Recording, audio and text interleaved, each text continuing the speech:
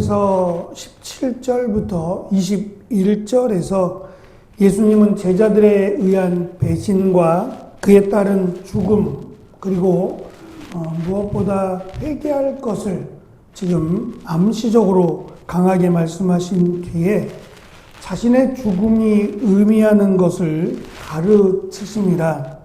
특별히 빵과 잔이라고 할 수 있는 이 보리빵 그리고 포도주를 마시는 것이 단순히 광야라든지 포도주와 잔에 대한 것뿐만 아니라 유월절이라고 하는 특별한 절기에 유월절 식사의 자리에서 이 말씀을 하셨다라는 것을 기억해야만 합니다.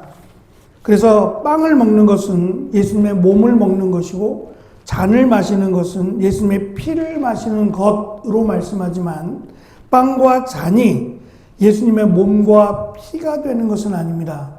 유월절과 관련된 빵, 유월절과 관련된 피로 이해를 해야만 정확하게 예수님의 죽으심 그리고 빵과 잔의 의미를 우리는 알 수 있습니다. 빵은 이스라엘이 애굽의 억압으로부터 해방되던 밤에 먹었던 누룩이 들어있지 않은 빵을 상징하고 또 한편으로는 예수님께서 하신 말씀, 예수님의 말씀을 상징적으로 의미합니다. 그리고 잔은 이스라엘이 애굽의 억압으로부터 해방될 때 마지막 어린 양을 잡고 그 피를 문설주에 바름으로 죽음이 넘어갔다고 하는 유월이라고 하는 죽음이 넘어간 은혜를 받았고 또 더 나아가 예수님이 하나님이신 그리고 인자로 오신 그 예수님이 그 피를 우리를 대신하여 죽으심으로 모든 사람을 구원의 자리로 초대하는 이런 상징적인 의미를 가리킵니다. 중요한 것은 예수님의 몸을 상징하는 빵 그리고 피를 상징하는 잔을 마심으로 거룩하게 되거나 또는 하나님의 자녀가 되는 것이 아니라는 겁니다. 그래서 이것 때문에 매번 하나님께 드리는 예배 때에 성찬식을 해야 된다라고 주장하는 이들도 있습니다.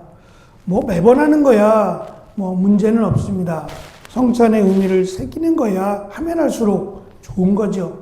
그런데 그렇게 해야만 거룩해지고 그렇게 해야만 하나님의 은혜에 흡족하다라고 한다면 그건 문제가 있습니다. 예수님께서 이제 십자가에 달려 죽으심으로 너희들이 지켜 기념하고 기억해야 될 것을 말씀했지 예수님이 살아계실 때에 사실은 이것을 구체적으로 말씀하진 않으셨습니다. 그래서 3년의 공생애 동안 처음 예루살렘을 방문하신 것도 아니고 처음 유월절 식사를 하신 것도 아니에요. 매번 제자들과 함께 유월절 식사를 하셨을 겁니다. 그런데 첫 해나 두 번째 해에 이 의미를 말씀하지 않으셨을 거예요. 그리고 마지막 예수님의 죽으심 그날에 그 유월절 마지막 식사 때에 바로 빵과 잔에 대한 의미를 말씀하신 것은 이제 장차 예수님의 대속이 이루어지고 나서 그 빵 그리고 그 잔의 의미를 새길 것을 기념할 것을 말씀하셨다는 겁니다.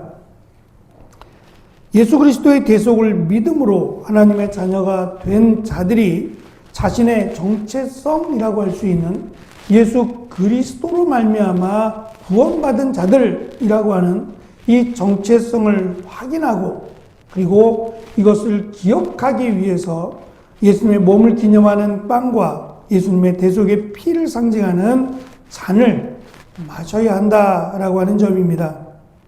한 가지 더 우리가 기억해야 될 것은 예수님께서 다시는 포도나무에서 난 것을 마시지 않겠다라고 하신 겁니다.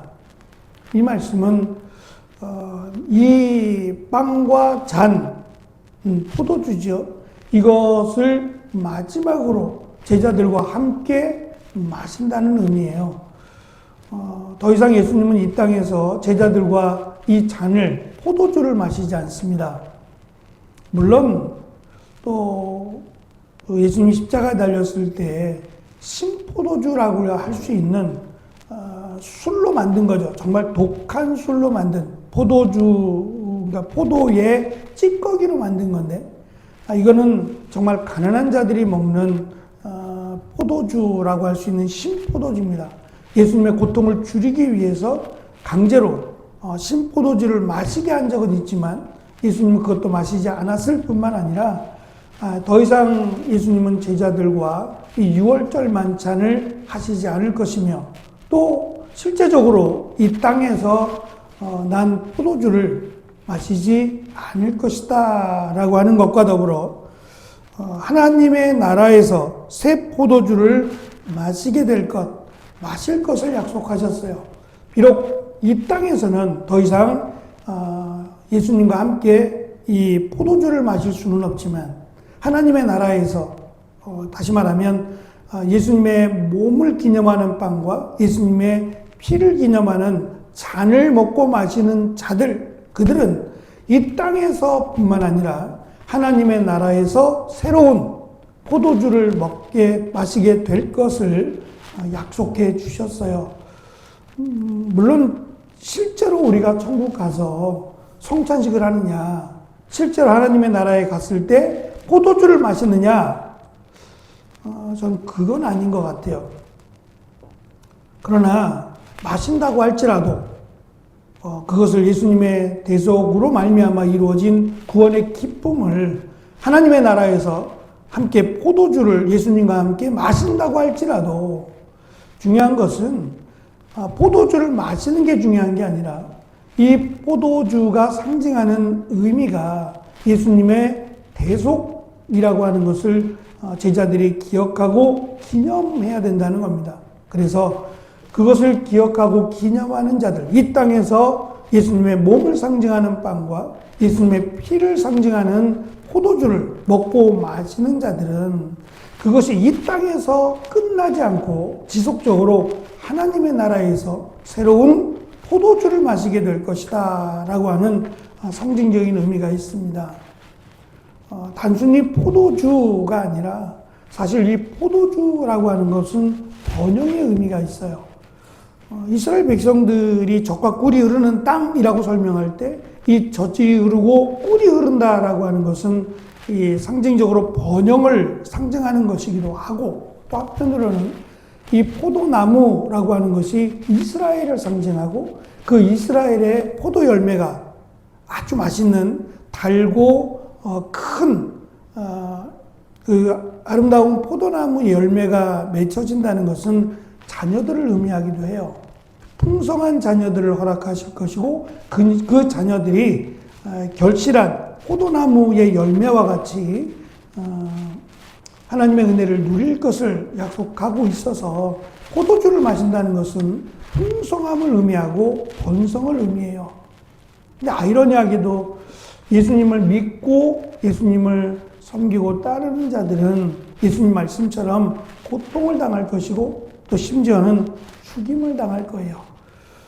그래서 우리가 그 로마에서 특별히 성찬식을 하던 자들이 인육을 먹고 사람의 피를 마신다라고 하는 오해를 불러일으켜서 저들을 이 나라에서 퇴출해야 된다라고까지 했었습니다.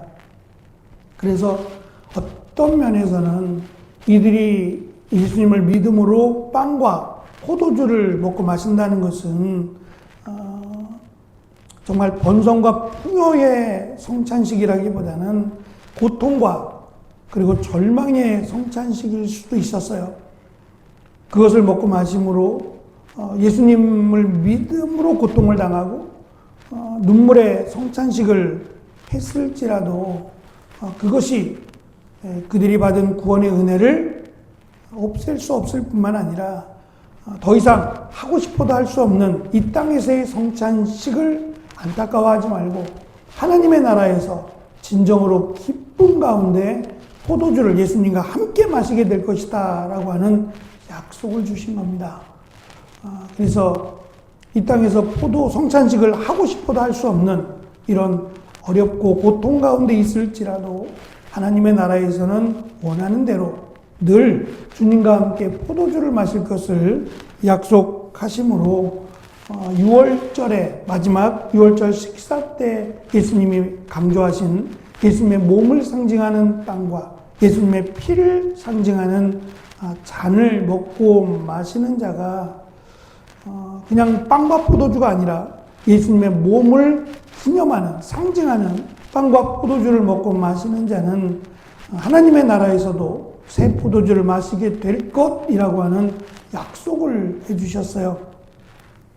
젖과 꿀이 흐르는 땅에 들어가게 했던 것처럼 그 빵과 피가, 어린 양의 피가 이스라엘 백성들을 젖과 꿀이 흐르는 땅에 들어가게 했던 것처럼 예수님의 말씀인 빵과 대속의 피를 상징하는 그 빵과 피를, 잔을 먹고 마시는 자는 영원한 하나님의 나라, 새로운 하나님의 나라에 들어가게 될 것이고 거기서 기쁨의 성찬식을 하게 될 것이다 라고 하는 은혜의 말씀입니다.